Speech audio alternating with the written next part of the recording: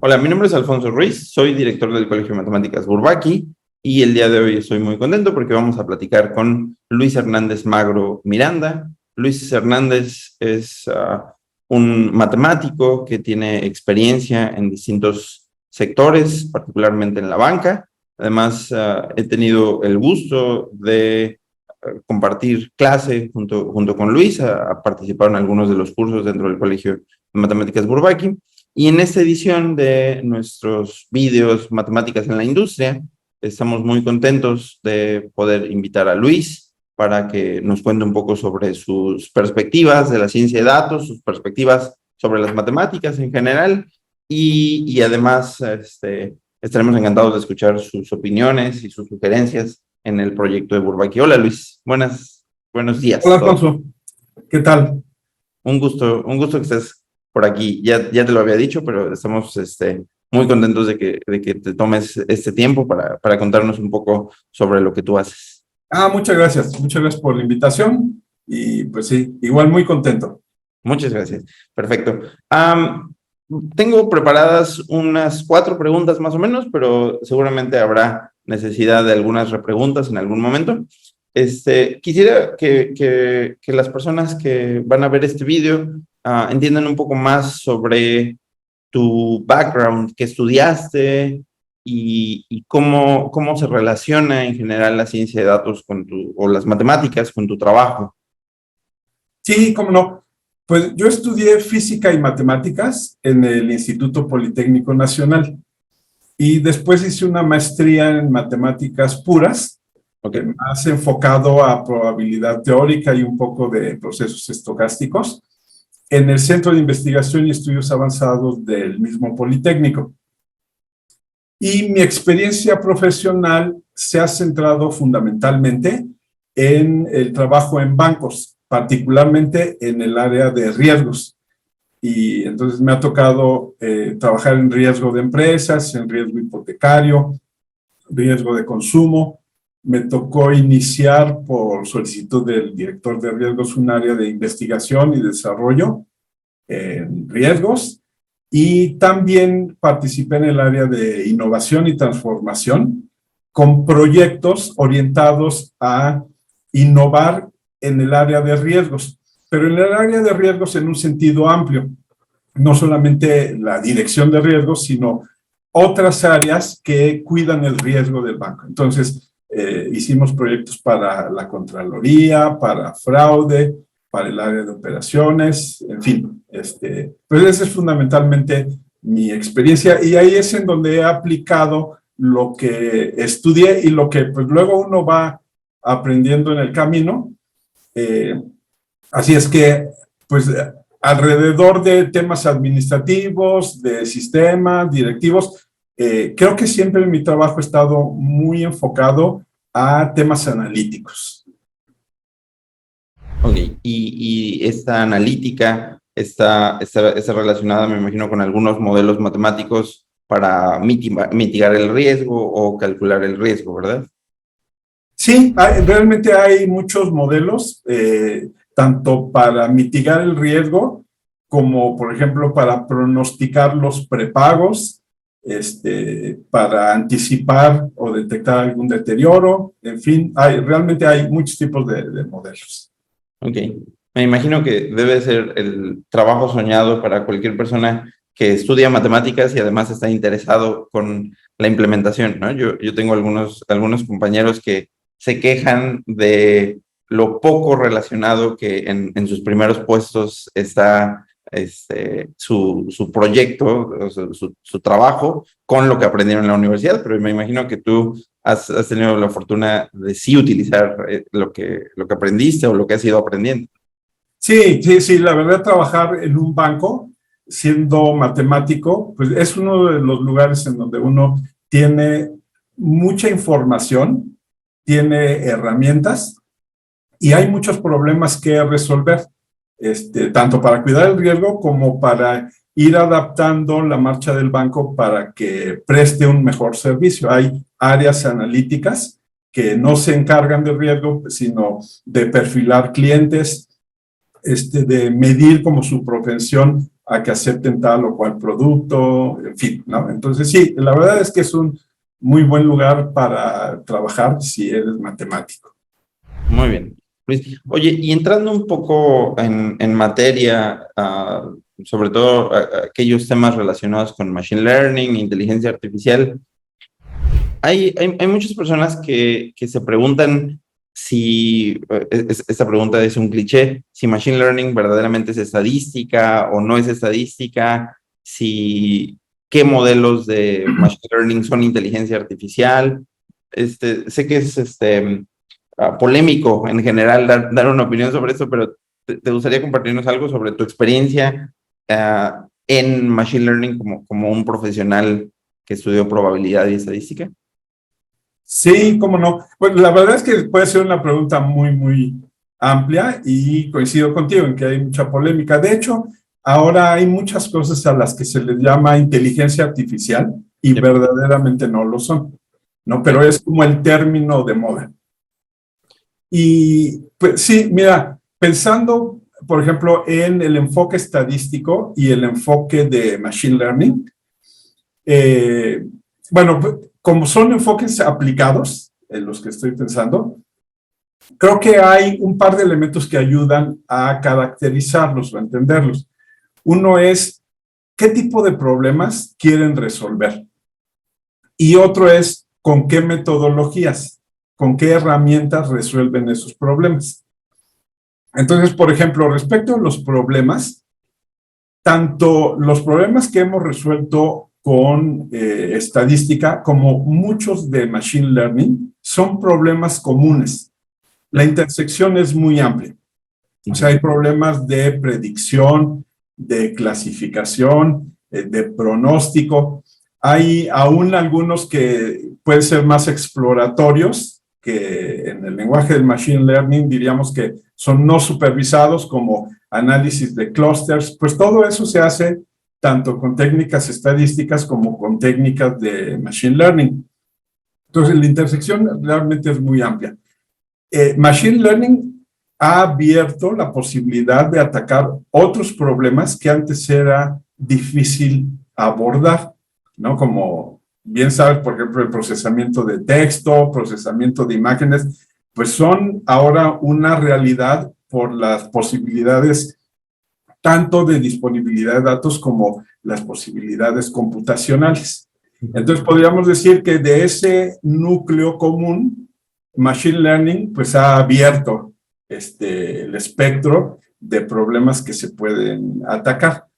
Ahora, si nos fijamos en las técnicas, ahí empiezan las diferencias. Y es que desde mi punto de vista, en las técnicas estadísticas, lo que uno busca fundamentalmente es no solo entender los datos, sino entender el mecanismo que genera esos datos. Es decir, plantear un modelo que explique los datos y que de hecho explique cómo podría ocurrir con datos adicionales. Y entonces, cuando digo un modelo, a lo que me refiero es a que uno hace supuestos sobre las variables que están involucradas.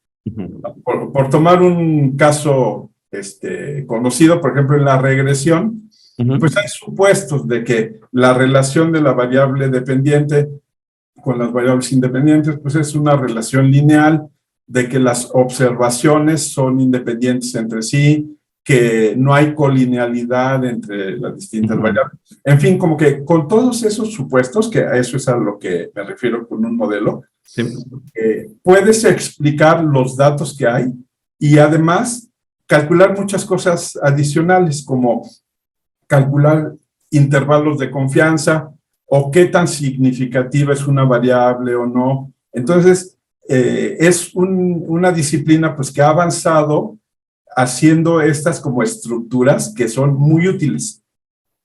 Del lado de Machine Learning, en cambio, parece que el objetivo fundamental está más en calcular, en obtener resultados, que en hacer inferencias. Con esto lo que me refiero es a que lo que se quiere es tener una estimación, una clasificación, aunque no entendamos cómo se generaron los datos. Tal vez, por ejemplo, refiriéndonos a un libro que estoy comenzando a revisar, de Efron y Hastie, que se llama como Inferencia Estadística en la Era de la Computación. Sí. Que ahí plantean el tema de separar, como una cosa es el algoritmo y otra cosa es la inferencia. Y aún en cálculos simples, por ejemplo, para calcular un promedio, pues el algoritmo es sumar los datos y dividir entre el número de datos. Pero si tú ya quieres saber qué tan preciso es ese cálculo respecto de la población, pues entonces ya entras al campo de la inferencia, ¿no? De calcular el error estándar y proceder como se procede en los modelos estadísticos. Bueno, entonces esa separación la usan para hacer una comparación. Dicen, es como si tuviéramos a la liebre y la tortuga. La liebre es el algoritmo, que ordinariamente eso es lo primero que se hace. Inventas un modo de calcular algo. Y luego viene la tortuga, que es la inferencia que te ayuda a medir si es buena o no es buena esa estimación. Y lo que ellos plantean es que ahorita en esta era de la computación es como si hubiéramos creado una liebre biónica que va hecha la mocha, y entonces la tortuga de la inferencia, aunque no se para, va caminando poco a poco, pues sigue avanzando, pero la verdad es que la distancia es grande. Y este libro es interesante porque realmente lo que ellos quieren plantear es platicar de cómo va la tortuguita. Claro. O sea, las técnicas y los algoritmos pues son relativamente conocidos, pero la duda que queda un poco, que va sobre lo que tú comentabas, si machine learning es estadístico o no. Yo creo que hay muchas técnicas que no lo son, y que hay esfuerzos como por ir avanzando en volverlas más inferenciales, por decirlo de algún modo. Claro, me gusta mucho esa comparación que haces, porque de algún modo en cualquier trabajo, seguramente en un banco esto también ocurre, pero hay dos esfuerzos que son conjuntos, ¿no? Uno es como el esfuerzo predictivo y el otro es el esfuerzo prescriptivo de entender o darle sentido a algunas predicciones, que es lo que desde mi punto de vista diferencia a un buen científico de datos y a un científico de datos que está comenzando, ¿no? Quien puede hacer la inferencia, quien entiende el objetivo del negocio, quien es capaz de alinear un modelo ya a generar valor, pues esto desde mi punto de vista es muy parecido a esta inferencia que estás mencionando. Sí, sí. Y fíjate que eso es como visto desde arriba, por decirlo de algún modo, estos dos enfoques. Claro. Pero si uno entrara un poquitito más ya en la matemática misma, que está de fondo, por ejemplo, refiriéndome al curso que tienen ustedes, que yo no he tomado, todavía sobre matemáticas avanzadas para machine learning. Sí. Estaba viendo el programa, y el programa realmente son matemáticas clásicas, por decirlo de algún modo, ¿no? O sea, lineal, probabilidad. Estadística bayesiana, inferencia y cálculo diferencial y optimización. Correcto. O sea, que por decirlo así es la misma matemática, pero lo que ha logrado las técnicas de machine learning es esas herramientas, entretejerlas de tal modo que tenemos algoritmos muy poderosos, ¿no? Pero la matemática misma, creo que en general la que está de fondo es la misma. ¿Sí? Hay veces que el algoritmo de hecho usa cosas relativamente simples, pero que la repite y la repite con una guía muy bien trazada y logra resultados realmente muy buenos. Así es que sí, pues yo creo que sí tienen muchas coincidencias, que van caminando ahorita por caminos que todavía no se ve en qué van a quedar, pero la verdad es que son muy, muy emocionantes. Por ejemplo, de los temas que hemos estudiado ahí en el curso, en los cursos de Bourbaki, Pues hay técnicas que la verdad es que a mí me llaman la atención y que creo que son muy prometedoras, ¿no? Por ejemplo, lo que platicábamos sobre los encoders que te ayudan a identificar como datos atípicos. Claro. ¿No? Entonces, en la estadística clásica, pues también puedes hacer algo, por ejemplo, sin que sea supervisado, Claro. tal vez creando un índice con componentes principales. Sí. Pero estas técnicas, la verdad es que tienen una potencia especial. Los algoritmos, por ejemplo, de redes recurrentes de memoria larga y corta, también me parece que son muy prometedores, ¿no? Y son como una alternativa a los temas de series de tiempo. Claro. Sí. Por ejemplo, otra cosa que me ha gustado mucho son los algoritmos de Q-Learning. De aprendizaje por refuerzo. Aprendizaje por refuerzo, que pues también, o sea, no son ni supervisados ni no supervisados, sino una mezcla en medio, Sí.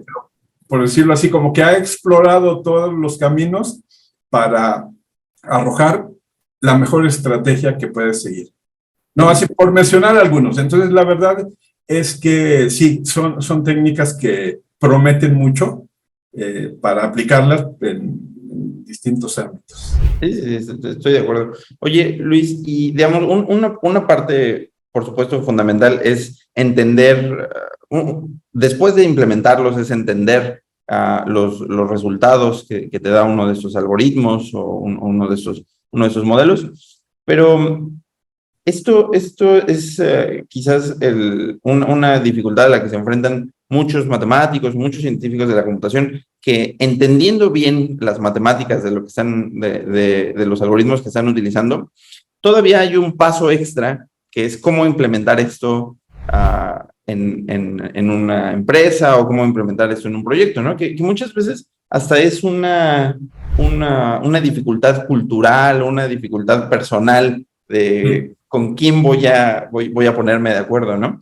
Esto ha sido particularmente complicado desde tu punto de vista o en tu experiencia. ¿Ha sido algo que te ha costado trabajo o es algo que ha sido smooth? Pues fíjate que yo creo que no solo con los modelos de Machine Learning, sino aún con otros modelos más clásicos.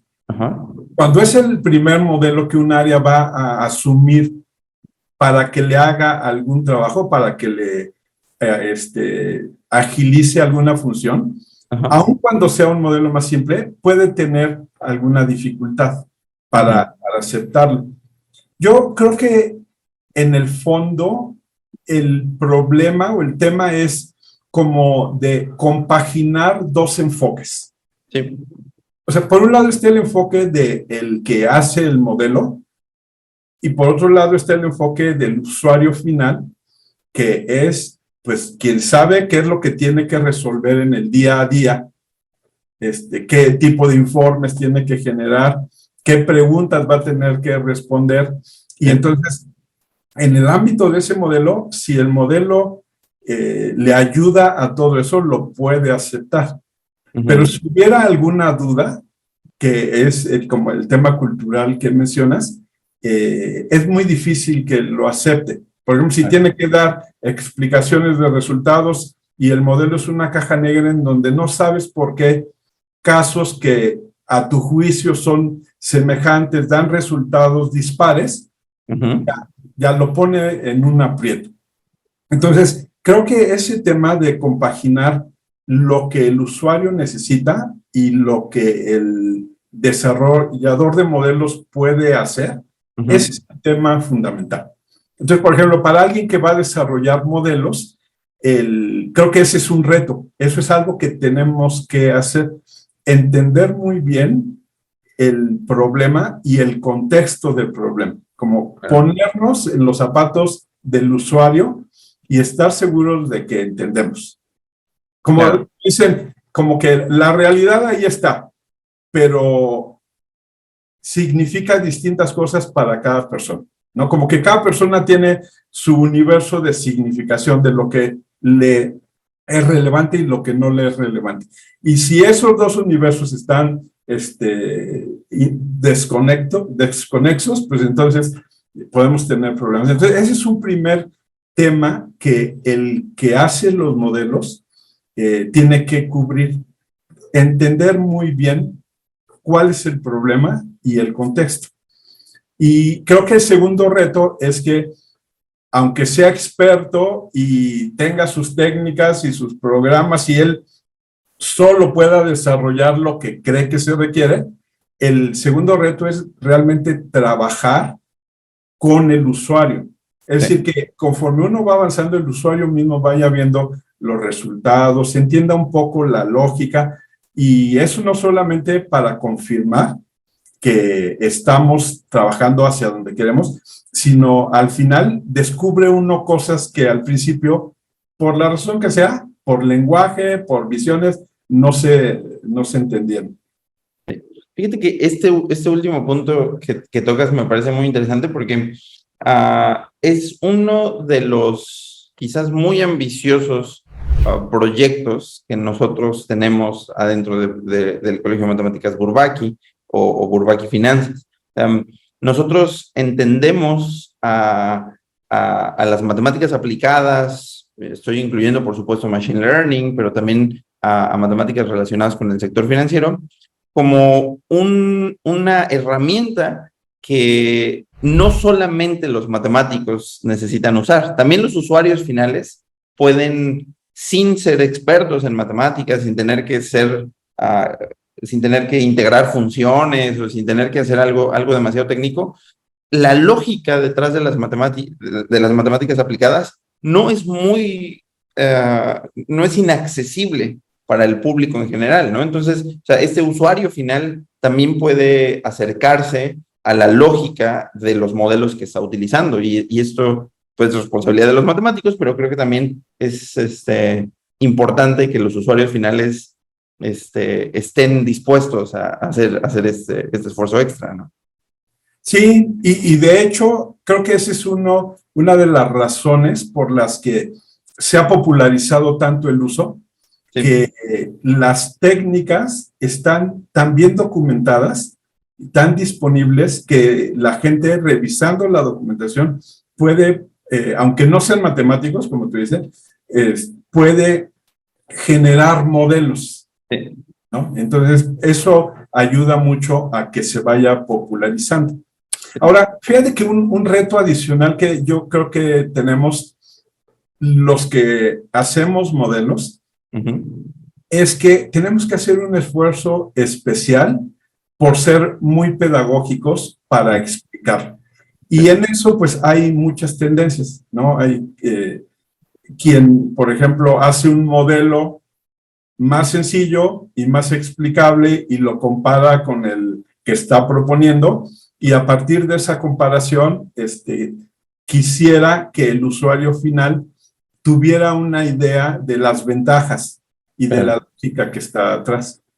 Pero asimismo se pueden correr los modelos en paralelo hasta que el usuario esté contento, o se pueden hacer experimentos moviendo variables en uno y en otro y ver cómo cambia. Es decir, como que requiere de mucha creatividad de quien presente el modelo, pero es una inversión que vale la pena, porque si logramos ganar al cliente, si logramos que el usuario tenga confianza, a partir de ahí el camino se allana. Sí, soy completamente de acuerdo. Son verdaderamente poderosos estos modelos bien implementados y cuando hay esta reciprocidad o esta confianza mutua. Sí. Sí, es muy, muy interesante esto que comentas, Luis. Luis, también te quería preguntar, tú has tomado, si mi memoria no me falla, 3 cursos con nosotros, ¿no? El curso de matemáticas, las matemáticas del dinero descentralizado sobre Bitcoin y blockchain. Tomaste también el curso de Working Analyst sobre Machine Learning e Inteligencia Artificial. Y esta debe ser tu última semana en el curso de aplicaciones financieras de Machine Learning and AI, ¿no? Así es. Sí. La primera pregunta, la más difícil de todas, es ¿cuál es el curso que más te ha gustado dentro de los 3? Yo creo que los dos últimos. Me parece que el de en medio, el de matemáticas, el de Machine machine Learning and learning, AI. sí. Ok, muy bien. Y ahora, Luis, una pregunta mucho más general es, nosotros tenemos poco tiempo en el proyecto de Bourbaki. Nosotros hemos generado el material que nosotros presentamos y por supuesto, esto implica que algunas veces tenemos que arrepentirnos de algo que hayamos presentado porque a lo mejor no fue correcta la manera como nosotros lo presentamos o el momento, etcétera, ¿no? Nosotros siempre estamos pensando en cuál sería una buena estructura de los cursos, una buena manera de explicar tanto los temas de programación como los temas de matemáticos y aspectos más organizacionales de cómo se pueden utilizar estos modelos, ¿no? ¿Cuál es tu opinión sobre estos cursos? ¿Crees que te han ayudado a mejorar tus habilidades o tu conocimiento sobre estos temas?